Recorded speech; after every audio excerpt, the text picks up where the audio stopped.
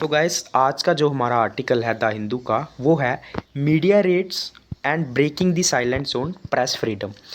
मतलब हम लोग जो मीडिया रेट्स मारती है, जो गवर्नमेंट की जो एजेंसीज़ हैं, ठीक है, तो जो मीडिया के ऊपर जो वो रेड मारती हैं, ठीक है, उसके बारे में बात करेंगे। And breaking the silence on press freedom, और जो हमारा साइलेंस मतलब जो हम लोग चुप्पी साधे बैठे हैं ना प्रेस की फ्रीडम के ऊपर, मीडिया की फ्रीडम के ऊपर। आजकल पता है आपको मीडिया को कितना ज़्यादा कंट्रोल किया जाता है, ठीक है, उसके ऊपर भी हम लोग जो है हमारा साइलेंस है, जो हमारी जो चुप्पी है उसको ब्रेक करेंगे, ठीक है। ये जिसने आर्टिकल लिखा है उसने ये हेडिंग लिखा हुआ है। अब इसमें क्या लिखा हुआ है मैं आपको एक एक लाइन को हिंदी में एक्सप्लेन करूंगा, ठीक है। एक नोटबुक लेके बैठना, उसमें डिफिकल्ट वर्ड मीनिंग जो है वो नोट करते जाना, ठीक है। तो ये किसने लिखा हुआ है? ये को फाउंडर है, एग्जीक्यूटिव डायरेक्टर है इंटरनेट फ्रीडम फाउंडेशन के। उन्होंने अपने व्यूज़ लिखे हुए हैं जो आपको किसी भी एग्ज़ाम में हेल्प कर सकते हैं और नॉलेजेबल बनाने में भी हेल्प कर सकते हैं, ठीक है। तो इसको अभी हम लोग स्टार्ट करते हैं, इसमें क्या लिखा हुआ है, ठीक है।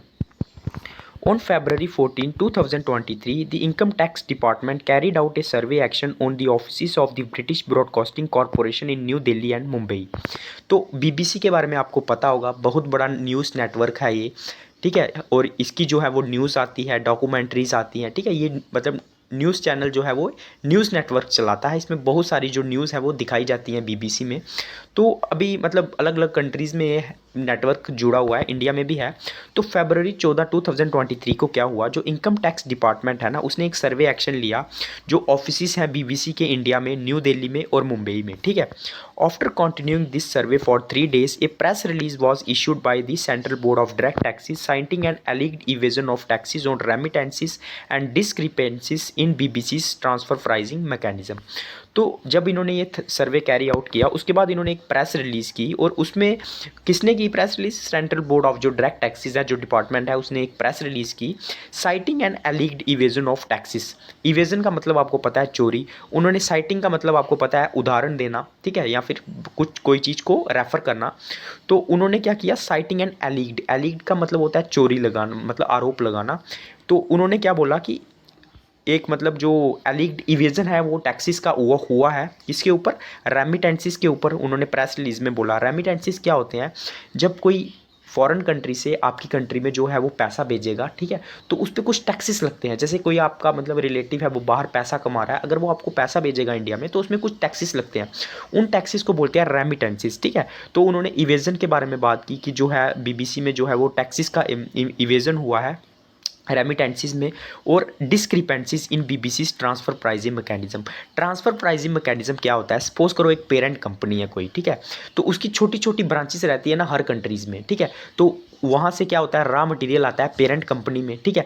तो वो जो रॉ मटेरियल आता है और उसमें जो मतलब अभी जो छोटी कंपनी है, जब वो पेरेंट कंपनी को, जो मेन कंपनी है, उसको रॉ मटेरियल भेजेगी, तो उसमें क्या होता है, उसको पैसा आता है, पैसा ट्रांसफर होगा, क्योंकि पैसा तो देगी ना साथ में, क्योंकि रॉ मटेरियल आ रहा है उनको। तो वो होता है ट्रांसफर प्राइसिंग मैकेनिज्म। और उन्होंने क्या बोला, जो प्रेस रिलीज में बोला कि और क्या हुआ है, एक तो टैक्सेस में इवेजन हुआ है रेमिटेंसीज में, और डिस्क्रिपेंसीज हुई हैं। डिस्क्रिपेंसीज क्या होता है? मतलब फ़र्क आना। किसमें? बीबीसी का जो ट्रांसफ़र प्राइसिंग मैकेनिज्म हुआ है ना, उसमें फ़र्क आया है। फ़र्क मतलब कुछ ना कुछ अंतर है, मतलब वो बिल्कुल नॉर्मल नहीं है, कुछ ना कुछ गड़बड़ हुई है वहाँ पे, डिस्क्रिपेंसीज हुई हैं, ठीक है। मतलब अंतर आ रहा है उनके जो अकाउंट है, मतलब जब उन्होंने मैच किया तो ट्रांसफ़र प्राइसिंग में कुछ अंतर पाया गया, ठीक है। उसके बाद many media organisation such as the, discrepancies का मीनिंग भी लिख लीजिए आप, मतलब अंतर आना, डिफरेंस आना किसी चीज़ में। जब उन्होंने उसकी अकाउंटिंग की होगी, चेक किया होगा, तो देखा कि ट्रांसफ़र प्राइसिंग में कुछ अंतर आया। ये उनका कहना है, प्रेस रिलीज में उन्होंने ऐसा बोला, ठीक है। उसके बाद आगे क्या है, many media organisation such as Press Club of India have describe the rates as deeply unfortunate. लेकिन जो हमारी इंडिया की जो मीडिया ऑर्गेनाइजेशन है, जैसे प्रेस क्लब की बात करें, तो उसने इस जो ये रेड मारी गई है ना, इसको बोला गया है डीपली अनफॉर्चुनेट, मतलब ये बदकिस्मत है, ठीक है। The editors guild termed as intimidation. Intimidation का मीनिंग लिखिए, इसका मतलब होता है धमकी देना। तो जो हमारी मतलब जो एडिटर गिल्ड है ना, जो इंडिया का जो नेटवर्क है, उसने इसको इंटिमिडेशन बोला है, मतलब ये किस्म की धमकी बोला है। Even those who may favour the tax survey will confess that the tax scrutiny is a natural outcome of BBC's 2 documentary series India the Modi question, ठीक है। तो इवन जो लोग टैक्स जो सर्वे होते हैं, मतलब जो रेट मारी जाती है, उनको जो फेवर करते हैं ना इनको, वो भी ये मानेंगे, कन्फेस का मतलब होता है मानना, दैट टैक्स स्क्रूटिनी, स्क्रूटिनी होता है मतलब जांच करना, इंक्वायरी करना, is a natural outcome, outcome मतलब result of BBC 2 part documentary series India the Modi question. मतलब जो ये इन रेट्स को जो फेवर भी करते हैं ना जो लोग, वो भी ये कन्फेस करेंगे, मानेंगे कि ये जो टैक्स स्क्रूटिनी हुई है, मतलब जो ये जांच हुई है टैक्स की, ये किस चीज़ का रिजल्ट है, किस चीज़ का आउटकम है, जो बीबीसी ने 2 पार्ट डॉक्यूमेंट्री सीरीज निकाली थी, किसके ऊपर, मोदी के ऊपर क्वेश्चन किया था उन्होंने, और तुरंत उसके बाद उनकी जो मतलब उनकी जो कंपनी थी उसके ऊपर तुरंत बीबीसी के ऊपर रेड पड़ गई। तो सब ये मानेंगे कि ये किसका असर है, क्योंकि उन्होंने मोदी के ऊपर क्वेश्चन किया तो तुरंत उनके ऊपर रेड पड़ गई, ठीक है। Which the BBC release on January 17 2023, और ये जो सीरीज थी ये कब रिलीज हुई थी, जनवरी 2023 को, ठीक है। उसके बाद तुरंत उनके ऊपर रेड पड़ गई। The timing and nature of the events points to be something being rotten in the state of Denmark. तो ये जो फ्रेज है ना, rotten in the state of Denmark, इसका मतलब होता है कि कुछ ना कुछ गड़बड़ है, ठीक है। तो रॉटन in the state of Denmark का मतलब होता है कुछ गड़बड़ होना, ठीक है। तो ये जो टाइमिंग है और जो नेचर हो रहा है ना इवेंट्स का, मतलब जैसे जो ये टाइमिंग हुई है ना रेड्स की, तुरंत डॉक्यूमेंट्री के बाद उन्होंने रेड मार दी, ये कुछ चीज़ को पॉइंट करता है जो कि कुछ ना कुछ जो है वो गलत है, मतलब रॉटन in the state of Denmark है, ठीक है। उसके बाद हम लोग नेक्स्ट पढ़ेंगे चिलिंग मैसेज, ठीक है। चिलिंग का मतलब तो आपको पता ही होगा, तो और मैसेज क्या है वो हम इस मतलब इस हेडिंग के अंदर में पढ़ेंगे, ठीक है। At the root of this survey action is an attempt to instil fear and self censorship that begins with knocking on the doors of office of journalist. तो ये जो मतलब at the root of this survey action, मतलब इस जो ये action होते हैं, जो सर्वे एक्शन किए जाते हैं, इसका कारण क्या है, रूट काज क्या है, is an attempt to instil, instil का मतलब क्या होता है, किसी पे प्रभाव डालना, फियर मतलब डर का प्रभाव डालना, and self censorship, self censorship क्या होता है, मतलब खुद कंट्रोल करना हर चीज़ को, उसको बोलते हैं सेल्फ सेंसरशिप। तो मतलब ये जो सर्वे कराए जाते हैं ना, ये किसके लिए करवाए जाते हैं, ताकि आपके ऊपर डर डाला जाए और सेल्फ सेंसरशिप की जाए, मतलब कंट्रोल किया जाए आपको। That begins with knocking on the doors of office of journalist, जो कहाँ से स्टार्ट होता है, जो हमारे जर्नलिस्ट है ना उनकी जो मतलब उनके ऊपर नॉक करके, मतलब उनके ऑफिस में जाके उन पर रेड डाल के, ठीक है। उसके बाद यहाँ से ये सब चीज़ें जो है वो स्टार्ट होती हैं, ठीक है। उसके बाद है today this actions have become sinister as they now involve the seizure of devices, ठीक है। अब आप एक मीनिंग लिखिए सिनिस्टर, सिनिस्टर का मतलब होता है टेरिबल होना, मतलब बैड, बहुत ज़्यादा ख़राब होना। तो आजकल ये जो एक्शन है ना, ये क्या हुए हैं, ये बहुत ज़्यादा क्या हुए हैं, सिनिस्टर हो गया, मतलब बहुत ज़्यादा ख़राब हो गए हैं। As they now involve the seizure of devices, क्योंकि अभी इसमें क्या है ना, जो कंपनीज है ना, ये मतलब जो इवेजन करती, मतलब इवेजन नहीं सॉरी, जो रेड डालती हैं, इन्होंने फ़ोन भी सीज़ करना शुरू कर दिए हैं, ठीक है। जो डिवाइसेस हैं उनको सीज़ करना शुरू कर दिया, उनका सीजर करना शुरू कर दिया, मतलब उनको टैप करना शुरू कर दिया, इसीलिए और भी ज़्यादा ख़राब हो गए हैं ये। उसके बाद hence an unpleasant surprise turned into severe shock when journalists, as in the case of BBC, are treated as potential animals। तो ये मतलब जो अनप्लीजेंट सरप्राइज है ना, जो मतलब रेड पड़ती है, ये शॉक में बदल जाती है जब जो जर्नलिस्ट है ना बीबीसी के, उनको ऐसे ट्रीट किया जाता है कि जैसे वो पोटेंशियल एनिमल्स हैं, मतलब वो इंसान नहीं है। उसके बाद दिस सीबीडीटी के बारे में हम लोगों ने ऊपर में पढ़ा, मतलब जो टैक्स डायरेक्ट टैक्सेस का जो डिपार्टमेंट है। Press release gives us clues that when it states that the crucial evidences by the way of statement of employees digital evidences and documents were gathered. तो जो सीबीडीटी की जो press release हुई उसने हमें कुछ क्लू दिया, मतलब कुछ क्लू का मतलब होता है कुछ सबूत या फिर निशान देना। व्हेन इट स्टेट्स दैट, किस चीज़ का निशान दिया, जो ऊपर में हम लोग बात कर रहे हैं कि उनको पोटेंशियल एनिमल्स की तरह ट्रीट किया गया, ये हमें जो क्लू है वो कहाँ से मिला, जो उन्होंने प्रेस रिलीज़ की ना, वो क्या बोलती थी, states that crucial evidences by of way of statement of employees, मतलब हमें जो क्रूशियल जो एविडेंसेस मिले वो एम्प्लॉयज़ की जो स्टेटमेंट्स थी उनके थ्रू मिले, डिजिटल एविडेंसेस के थ्रू मिले, मतलब उनके फ़ोन वगैरह सीज़ किए होंगे, एंड डॉक्यूमेंट्स वर गैदर्ड, और उनके जो डॉक्यूमेंट्स हैं उनको इकट्ठा करके जो है वो इंपॉर्टेंट जो है वो क्लू मिले, ठीक है। There are more pointers such as, मतलब पॉइंटर का मतलब होता है जो आपको कुछ ना कुछ कोई चीज़ है वो बता रहे हैं, संकेत दे रहे हैं, ठीक है। There are more pointers such as one provided by the BBC which said that on February 19 2023 journalist computers were search. तो मतलब एक और ऐसा एविडेंस है जिससे आपको पता चलेगा कि उनको एनिमल की तरह जो है वो ट्रीट किया जा रहा है, जिसमें जो बीबीसी के जो मतलब जो बीबीसी चैनल है ना, उसने फरवरी 19 2023 को बोला कि जो जर्नलिस्ट थे ना, उनके कंप्यूटर को सर्च किया गया, उनके जो फ़ोन्स थे, ठीक है, उनको क्या किया गया, उनको इंटरसेप्टेड किया गया। इंटरसेप्टेड का मतलब लिखिए, इंटरसेप्टेड का मतलब होता है इंटरप्ट करना, मतलब स्टॉप करना, ठीक है। And information was sort from them about their working methods. Sort का मतलब आपको पता होता है मांगना, कोई चीज़ मांगना। तो जो इन्फॉर्मेशन थी ना, उनसे मांगी गई, ठीक है, उनके जो वर्किंग मेथड है, मतलब जो उनका काम करने का तरीका है, उसके रिलेटेड जो है इन्फॉर्मेशन भी उनसे मांगी गई। उसके बाद विदाउट एनी उसके बाद sorry, even if the case of the CBDT is perceived as legitimate. Perceived का मतलब होता है समझना, मतलब जो केस है ना सीबीडीटी का, जो उन्होंने रेड मारी है, अगर उसे लेजिमिटेट माना जाए, मतलब उनको लीगल माना जाए, it would at its very best be limited to an accounting and financing investigation. तब भी ये जो रेड है ना, ये सिर्फ किसके रिलेटेड होनी चाहिए, अकाउंटिंग की, मतलब उनके अकाउंट्स चेक करने चाहिए और फाइनेंशियल इन्वेस्टिगेशन होनी चाहिए, ठीक है। ये नहीं है कि उनकी फ़ोन टैप कर दो, उनसे इन्फॉर्मेशन मांगो, ठीक है, उनको एनिमल की तरह ट्रीट करो, ऐसा नहीं होना चाहिए। ये मैं नहीं बोल रहा हूँ, जिसने ये आर्टिकल लिखा हुआ है वो ये बोल रहा है, ठीक है। Without any clear and compelling reasons to extend a digital dragnet. Dragnet मतलब होता है जाला, ठीक है, on working journalist, this is what can be defined as fishing expedition, ठीक है। तो विदाउट मतलब कोई क्लियर उनके पास क्या है, without clear and compelling reasons, मतलब कोई उनके पास क्लियर रीज़न नहीं है। कंपेलिंग मतलब होता है स्ट्रॉन्ग, मतलब मजबूर करना किसी चीज़ को। तो उनके पास कोई ऐसे कंपेल करने वाले, मतलब किसी को मजबूर करने वाले, या फिर कोई क्लियर रीज़न उनके पास नहीं है to extend a digital dragnet. मतलब उन्होंने जो जो डिजिटल ड्रैगनेट, मतलब जो जाला फेंका है उनके ऊपर, डिजिटल जो वो सर्च कर रहे हैं, उनके फ़ोन वगैरह टैप कर रहे हैं, तो ऐसा उनके पास कोई क्लियर एविडेंस नहीं था ऑन वर्किंग जर्नलिस्ट। मतलब जो वर्किंग जर्नलिस्ट के उन्होंने फ़ोन टैप किए, उनके ऊपर जो डिजिटल नेट जो यूज़ किया, डिजिटल ड्रैगनेट, तो वो मतलब ऐसा कोई उनके पास क्लियर एविडेंस नहीं था। This is what can be defined hand. हम इसको क्या बोलेंगे, फिशिंग एक्सपीडिशन। फिशिंग एक्सपीडिशन क्या होता है, इन्फॉर्मेशन कलेक्ट करना सीक्रेटली, ठीक है, विदाउट एनी स्ट्रॉन्ग एविडेंस, मतलब किसी बिना एविडेंस, किसी सबूत के बिना जो है वो इन्फॉर्मेशन को कलेक्ट करना सीक्रेटली, मतलब चोरी से, तो उसको बोलते हैं हम लोग फिशिंग एक्सपीडिशन, ठीक है।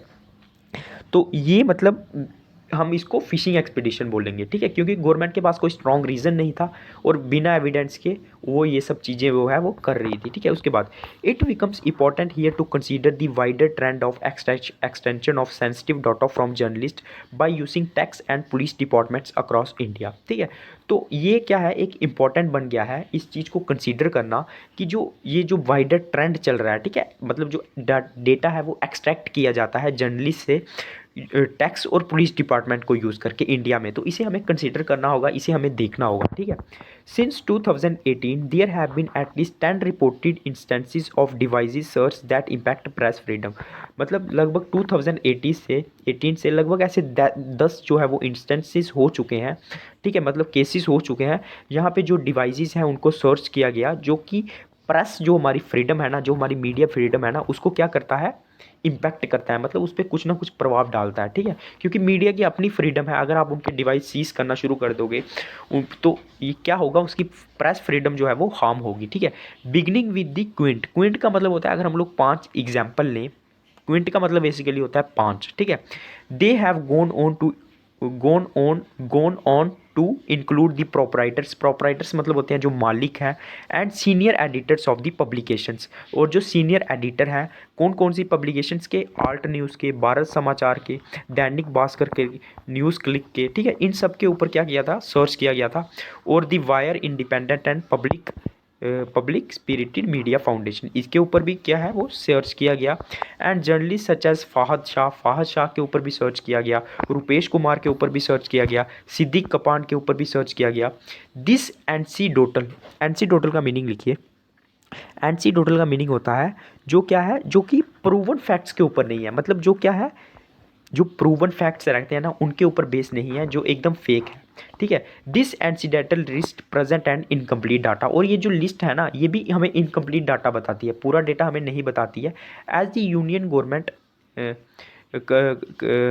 presents an incomplete data set as the union government has stoutly defended its inability to keep count, ठीक है। तो ये भी हमें जो है वो हमें इनकम्प्लीट डेटा बताती है, क्योंकि जो यूनियन गवर्नमेंट है ना हैज़ स्टाउटली, स्टाउटली का मीनिंग क्या होता है? स्टाउटली का मीनिंग होता है मतलब स्ट्रांगली, जो गवर्नमेंट है इसको डिफेंड कर रही है कि जो उसकी इनएबिलिटी है, मतलब उसकी जो क्षमता नहीं है ना, जो डेटा उसने कलेक्ट किया है, जो उसने कीप काउंट किया है कि कितने कितने न्यूज़ चैनल्स जो हैं उनके ऊपर जो है वो रेड पड़ी है, तो ये भी क्या है, इनकम्प्लीट डेटा है। मतलब और भी पता नहीं कितने जो एजेंसीज हैं उनके ऊपर रेड पड़ी होगी, लेकिन जो गवर्नमेंट है वो बोल रही है कि नहीं, मतलब जो उसकी इनेबिलिटी है उसको डिफेंड कर रही है, ठीक है, मतलब उसको प्रोटेक्ट कर रही है कि नहीं, इतने इतने चैनल्स जो हैं वो उनके ऊपर ही रेड पड़ी है, ठीक है। उसके बाद है half truth in the executive response. मतलब जो एग्जीक्यूटिव है, जो गवर्नमेंट है, उस एग्जीक्यूटिव आपको पता ही है, लेजिस्लेटिव, एग्जीक्यूटिव, जुडिशरी। एग्जीक्यूटिव होती है जो काउंसिल ऑफ मिनिस्टर्स हैं, जो एग्जीक्यूट करती है, प्रेसिडेंट भी एग्जीक्यूटिव में आता है। जो उनका रिस्पॉन्स है ना इसको लेके, वो क्या है, उसमें आधा सच है, पूरा सच जो है वो नहीं है। अब इसके अंदर में क्या लिखा हुआ है, हम एक एक लाइन को भी इसको पढ़ेंगे। तो ये आधा ट्रुथ क्यों है, मतलब गवर्नमेंट जो है वो झूठ क्यों बोल रही है, ये हम लोग पढ़ेंगे। तो इन ए पार्लियामेंट्री रिस्पांस डेटेड 10 अगस्त 2022, तो पार्लियामेंट के लिए इसके ऊपर रिस्पांस दिया गया कि ये जो डिवाइस हैं ये बार बार सीज़ क्यों किए जा रहे हैं, ठीक है। तो मतलब ये जो रेट्स मारी जा रही है ये क्यों मारी जा रही है, तो इसके ऊपर पार्लियामेंट है, जो होम मिनिस्ट्री है, उसने रिस्पांस दिया। उसने बोला कि ये जो पुलिस और लॉ एंड ऑर्डर है ना, और topics with in the competence of state government. Competence का मतलब होता है अधिकार क्षेत्र, मतलब जिस क्षेत्र में आपका अधिकार है। तो सीधा सीधा बोल दिया सेंट्रल गवर्नमेंट में कि ये जो पुलिस है और ये लॉ और ये जो ऑर्डर के ये टॉपिक है ना, ये स्टेट गवर्नमेंट के अंदर आते हैं, हमारा तो इसमें कोई रोल ही नहीं है। It cannot centrally maintain device seizures of journalist. तो गवर्नमेंट ने सीधा सीधा बोल दिया कि जो ये डिवाइस सीजर हो रहे हैं ना, ये इसको सेंट्रल गवर्नमेंट मेंटेन नहीं करती है, ठीक है। तो मतलब ये जो डेटा आता है ना, इसको सेंट्रल गवर्नमेंट मेंटेन नहीं करती है, ठीक है, जो ये डिवाइस सीजर होते हैं, ठीक है। This is half truth for two reasons, लेकिन ये ट्रुथ नहीं है दो कारणों के, मतलब इसके दो रीजंस दिए गए हैं। The first is that the crime in India report queries data from state governments and can easily be extended to include data on device seizures of journalist, ठीक है। तो पहला ये है कि ये जो क्राइम होता है ना इंडिया में, ठीक है, क्राइम इन इंडिया होता है ना रिपोर्ट, ये queries data from state government, वो स्टेट गवर्नमेंट से डेटा लेती है, ठीक है। जो क्राइम इन इंडिया रिपोर्ट बनती है, ठीक है, वो स्टेट गवर्नमेंट से डेटा लेती है। And can easily be extended to include data on device seizure of journalist. और ये जो डिवाइस जो सीज हो रहे हैं ना जर्नलिस्ट के, ये डेटा भी वो आराम से उसमें इंक्लूड कर सकती है। तो ऐसी बात नहीं है कि सेंट्रल गवर्नमेंट के अधिकार में नहीं है तो वो डेटा नहीं ले सकती, वो उसको उस डेटा को भी ईजिली इंक्लूड कर सकती है कि कितने लोगों का जो है वो डिवाइस सीजर हुआ है, ठीक है।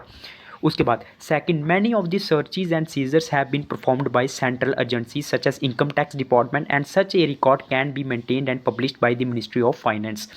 तो दूसरी बात तो ये है कि जो ये डिवाइस, ये जो सर्चेस हुए हैं, सीजर्स हुए हैं, सीज करना मतलब किसी चीज़ को, ये सेंट्रल गवर्नमेंट की एजेंसियों ने की हैं, जैसे इनकम टैक्स डिपार्टमेंट हो गया। And such records can be maintained and published by ministry of finance, और मिनिस्ट्री ऑफ जो फाइनेंस है ना, वो इन सब चीज़ों के रिकॉर्ड मेंटेन कर सकती है, बना सकती है, ठीक है। तो गवर्नमेंट का ये कहना कि ये हमारे अधिकार क्षेत्र में नहीं है, ये इसीलिए गलत माना जा रहा है, ठीक है। उसके बाद such institution evasion only increase suspicion on the bonafides of prosecutions and also represents a lack of intent, ठीक है, lack of intent for any studied considerations by the executive. तो ये जो मतलब इंस्टीट्यूशनल इवेजन हो रहा है ना, मतलब इवेजन का मतलब आप समझ गए, किसी चीज़ को टालना, चोरी करना। तो मतलब ये इंस्टीट्यूशनल इवेजन जो गवर्नमेंट कर रही है ना, कि हम हमारे पास हमारे अधिकार में नहीं है इसलिए हम लोग ये डेटा मेंटेन नहीं कर सकते, only increases suspicion about the bonafides of prosecutions. Prosecution क्या होता है, जिसके ऊपर आरोप लगाया जाता है। तो अगर इस तरह से गवर्नमेंट इवेजन करेगी तो इससे क्या होगा, जो सस्पिशन है, मतलब जो शक है ना अबाउट दी बोनाफाइड, बोनाफाइड का मतलब होता है रियल और जेन्युइन, ठीक है। ये मैंने कल आपको वर्ड मीनिंग सेशन में भी करवाया था। तो ये एक डाउट क्रिएट करेगी about the bona fide of prosecutions, मतलब जिसके ऊपर आरोप लगे हैं क्या वो रियल भी हैं या ऐसे ही लगाए हुए हैं। And also represents a lack of intent for any studied consideration by the executive. और ये जो गवर्नमेंट का मतलब लैक ऑफ इंटेंट, मतलब कमी दिखाना किसी चीज़ में, ठीक है, for any studied consideration by the executive. Executive मतलब गवर्नमेंट, तो गवर्नमेंट का ये जो है ना वो कम इंटेंट भी दिखाता है, ठीक है। पर्टिकुलरली दी यूनियन गवर्नमेंट, खास करके हम यूनियन गवर्नमेंट की बात करें तो उनका जो इंटेंट की कमी है वो साफ तौर पे दिख रही है। It also unearth a myopic, अनर्थ का मतलब आप लिख लीजिए, अनर्थ का मतलब होता है खोजना, ठीक है। तो it also unearth a myopic yet widely held believe that the protection of freedom of speech, especially its most critical voices, is a democratic duty limited to the court। इस लाइन का मतलब क्या है? ये मतलब क्या, मायोपिक का मतलब क्या होता है? अनक्लियर, मतलब जो क्लियर नहीं है, ठीक है। तो ये अनर्थ का मतलब होता है खोजना, पर्दा हटाना। तो ये मतलब हमें बताता है एक मायोपिक, लेकिन मतलब है अनक्लियर है, लेकिन उसको बोला जाता है येट वाइल्डली हैड, मतलब उसको बोला जाता है लेकिन वो क्लियर नहीं है, ठीक है। बिलीफ दैट, वो क्या बिलीफ है? Protection of freedom of speech especially its most critical voices is a democratic duty limited to the courts. मतलब ये बोला जाता है, बहुत सारे जो क्रिटिक्स हैं या फिर जो भी हैं वो बोले जाते हैं कि जो फ्रीडम ऑफ स्पीच है ना, वो एक डेमोक्रेटिक ड्यूटी है, सिर्फ वो क्या है, कोर्ट तक सीमित है। मतलब जो हमारा कोर्ट है ना, उसके उसके मतलब वही हमारा जो फ्रीडम ऑफ स्पीच है उसको प्रोटेक्ट करता है। लेकिन ये एक मायोपिक है, मतलब ये अनक्लियर है, लेकिन ऐसा बोला जाता है, ठीक है। ये आपको समझ आ गया होगा। उसके बाद here the popular view of the trial courts as a bulwark. Bulwark का मीनिंग होता है protection, defence against threats to our constitutional rights is rhetorical, ठीक है। It's is rhetorical to legal academics and trial court practitioners who honestly assess their role.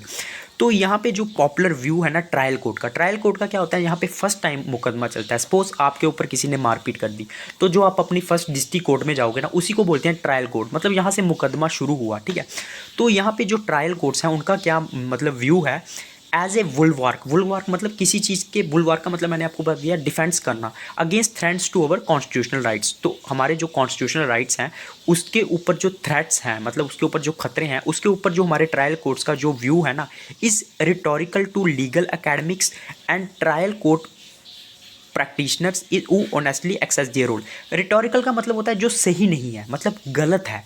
जो trial courts का इसके ऊपर view है ना, रिटोरिकल का मतलब होता है गलत है, वो मतलब एकदम सही नहीं है, लेकिन बोला जाता है सही है, but it is not true. Is rhetorical, rhetorical मतलब not true to legal academics and trial court practitioner who honestly access their role, ठीक है। लीगल academics जो मतलब स्टडी कर रहे हैं इसकी, इन चीज़ों की, उसके लिए भी वो मतलब सही नहीं है। और जो ट्रायल कोर्ट प्रैक्टिशनर्स हैं, जो कोर्ट है उसके रोल को एक्सेस कर रहे हैं, देख रहे हैं कि कोर्ट कैसे काम करता है, उसके लिए भी वो सही नहीं है, ठीक है। मतलब जो कोर्ट का व्यू है इसके ऊपर, ठीक है। Their underlying institutional cultures are what lawyer Avinav Shekhri terms as rooted in the avowed colonial mentality of maximizing state interest while depriving any semblance of protection to the accused person, ठीक है। ये भी समझाता हूँ मैं आपको। Their underlying institutional cultures are what lawyer Avinav Shekhri term as, तो मतलब जो कोर्ट हैं उनके जो इंस्टीट्यूशनल कल्चर है ना, वो किस चीज़ पे लाई करते हैं? ये एक किसने बोला है? लॉयर है, उसने खुद बोला है।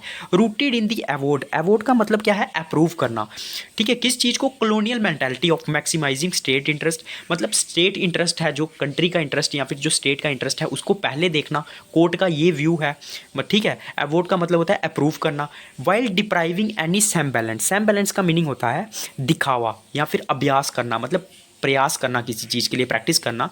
डिप्राइविंग एनी, डिप्राइविंग का मतलब होता है दूर करना, any semblance of protection to the accused person, मतलब जो एक्यूज्ड पर्सन है, जिसके ऊपर आरोप लगाए गए हैं या फिर जो आरोपी है, उसके लिए क्या है? उसके लिए सेम्बैलेंस है, मतलब उसके लिए कोई ज़्यादा प्रैक्टिस नहीं की जा रही है, उसको डिप्राइव किया जा रहा है, ठीक है। किसी भी प्रोटेक्शन से उसको दूर किया जा रहा है टू द एक्यूज्ड पर्सन। लेकिन जो कॉलोनियल मेंटालिटी है, मतलब जो ब्रिटिश टाइम की हमारी मेंटालिटी है कि हमारे स्टेट के इंटरेस्ट मैक्सिमम होने चाहिए, तो जो कोर्ट है ना वो भी इसी तरीके से काम कर रहा है। जी किसने बोला है? अभिनव शेखरी ने ऐसा बोला है, ठीक है। उसके बाद नेक्स्ट क्या है? This analysis have been dealt with a paper that specially looks at power to unlock smartphones. तो ये जो एनालिसिस है ये किस चीज़ से डील करता है? That specially look at power, मतलब वो पावर को इस तरह से देखता है जैसे मतलब गवर्नमेंट की अभी पावर है टू अनलॉक स्मार्टफोन्स, मतलब दूसरों के स्मार्टफोन्स को चेक करना, सीज करना। Drawing from the code of criminal procedure 1973, the procedural law to govern criminal cases in India. और ये किस चीज़ से लिया गया है? जो मतलब ये स्मार्टफोन को सीज कर रहे हैं, ये लिया गया है कोड ऑफ क्रिमिनल प्रोसीजर 1973, जो कि क्रिमिनल केसेस के साथ डील करता है इंडिया में। उसी तरीके से हमारी पावर को जो गवर्नमेंट है वो यूज़ कर रही है, अपनी पावर को, और स्मार्टफोन को भी क्या है? अनलॉक कर रही है। और ये किससे लिया गया है? 1973 का जो क्रिमिनल केसेस इन इंडिया को जो देखता है प्रोसीजर, ठीक है। उसके बाद it indicates that specific legal provisions provide for unfettered. Unfettered का मीनिंग लिखिए। अनफेटेड का मतलब होता है फ्री करना, ठीक है।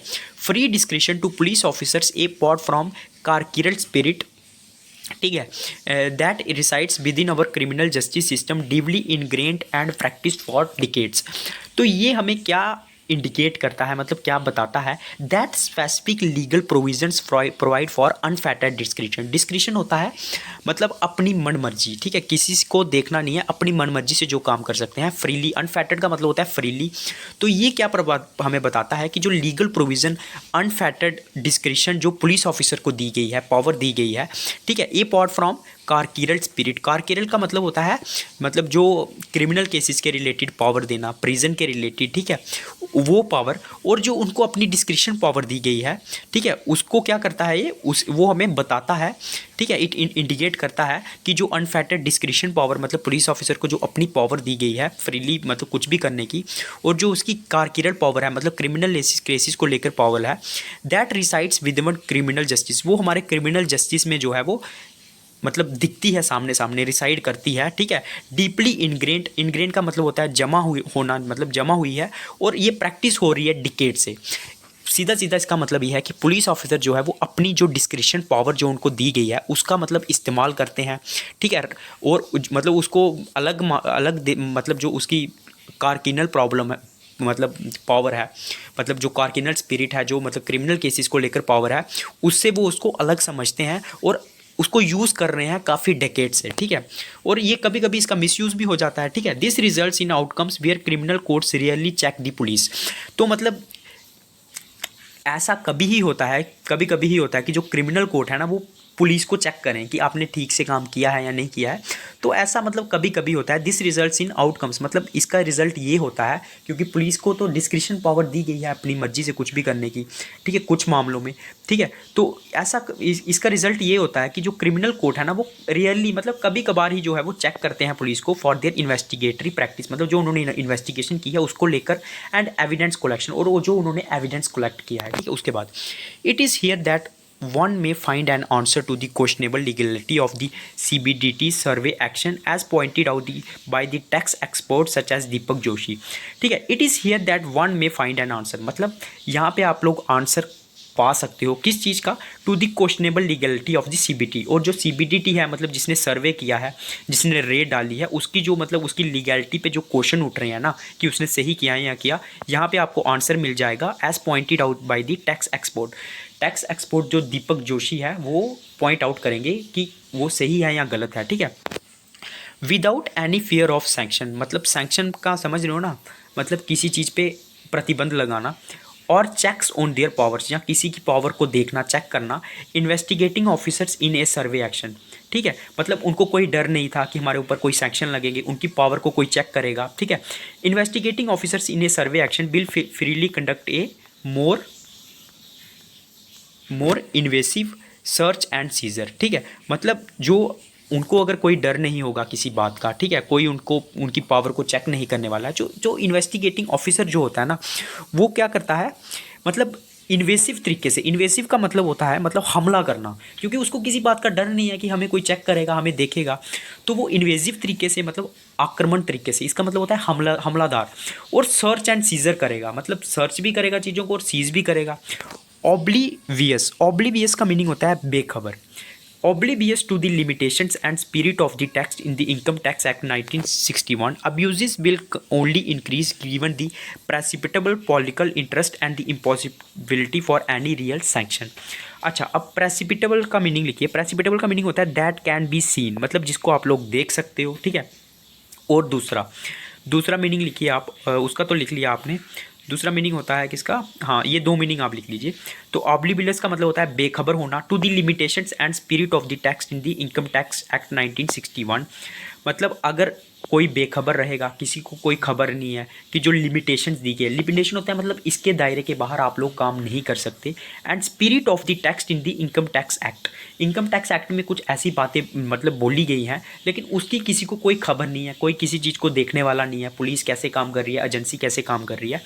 एब्यूज़ विल ओनली इंक्रीज, तो ऐसे में क्या होगा, जो एब्यूज़ है ना, एब्यूज़ का मतलब होता है किसी को मतलब नीचा दिखाना या फिर किसी के साथ कुछ बदतमीज़ी करना, ये सिर्फ इंक्रीज़ होंगे क्योंकि पुलिस को कोई देखने वाला नहीं है, सेंट्रल एजेंसीज को कोई देखने वाला नहीं है। कंसीडरिंग दी प्रेसिपिटेबल, गिवन का मतलब होता है कंसीडर करना, गिवन ये वर्ड यूज़ होता है ना बहुत जगह, उसका मतलब होता है कंसीडर करना, कंसीडरिंग दी प्रेसिपिटेबल। प्रेसिपिटेबल का मीनिंग मैंने बता लिया, जिसको हम लोग देख सकते हैं पॉलिटिकल इंटरेस्ट, मतलब हम लोग अगर पॉलिटिकल इंटरेस्ट को देखेंगे तो अब्यूजेज जो है वो ऑटोमेटिकली इंक्रीज होंगे, क्योंकि आपको सिर्फ पॉलिटिक्स से मतलब है। And the